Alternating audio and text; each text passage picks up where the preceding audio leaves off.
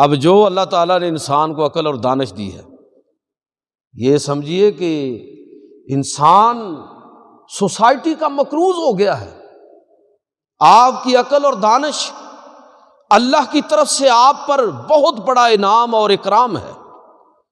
اگر آپ نے اس عقل و دانش کو اپنے لیے، اپنے خاندان کے لیے، سوسائٹی اور معاشرے کے لیے، ملک و ملت کے لیے اپنی صلاحیت کو صحیح طور پر استعمال نہیں کیا، تو گویا کہ وہ شخص وہ ہے جو عقل کا کفر کرنے والا ہے، جو دانش کا منکر بن کے اپنے آپ کو لوگوں کے سامنے پیش کر رہا ہے۔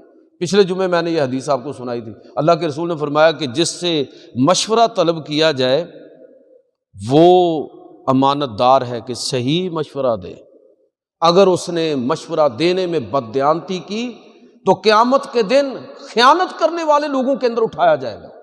اس کا مطلب یہ ہوا کہ آپ کا انٹلیکچوئل لیول جتنا بلند ہے اتنا ہی آپ بڑی آزمائش کے اندر ڈالے گئے ہیں کہ آپ نے صحیح رہنمائی کرنی ہے، صحیح انداز میں لوگوں کو لے کر چلنا ہے۔ یہ کیوں کہا جاتا ہے کہ علماء جو ہیں، علماء سے مراد، میں اکثر یہ تشریح کیا کرتا ہوں کہ علماء سے مراد مسجد کا مولوی نہیں ہے، منبر کا خطیب نہیں ہے، مصلی کا امام نہیں ہے، یہ بھی ہیں۔ اس کا مطلب، علماء کا مطلب سوسائٹی کا پورا وہ دانشور طبقہ جن سے لوگ رہنمائی اور جن سے لوگ روشنی کی توقع رکھتے ہیں، وہ سارے کے سارے لوگ اس میں شامل ہیں۔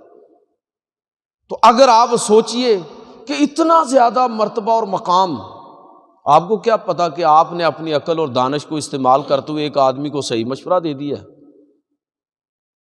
صحیح اس کو رستہ دکھا دیا، آپ کو کیا پتا کہ پورا خاندان، اس کی قسمت ہی بدل گئی ہے، آگے نسلوں کو کتنا فائدہ ہوا ہے۔